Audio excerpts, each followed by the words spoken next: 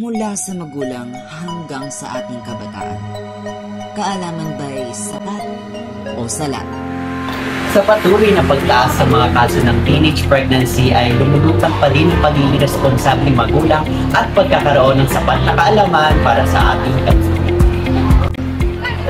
Sa pagkilos sa responsible parenthood ng Drug Reduction Health Act, nagiging mas malinaw ang landas tungo sa mas ligtas na kalusugan at aktibong kamalayan ng bawat mamamayan.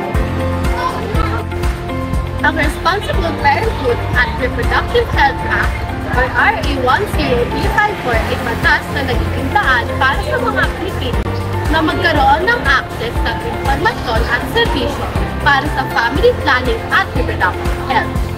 Kasama rito ang pagbibigay ng libreng family planning methods, sex education sa mga paaralan, at pagpapalawak ng maternal at child healthcare.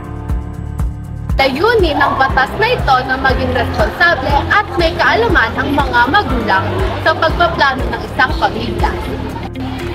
Ang ARCH Law ay higit pa sa isang batas. Ito ay pintuan tungo sa mas ligtas at mas maalam na pamumuhay. Sa ilalim nito ay natitiyak ang tamang pangangalaga para sa mga ina at sanggol at natuturuan din ang mga kabataan na maging responsable sa pagpapasya at maging bukas sa realidad at totoong impormasyon.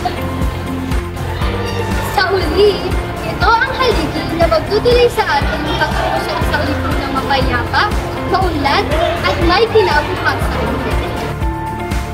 Maging isa ka sa kabataang may karapatan.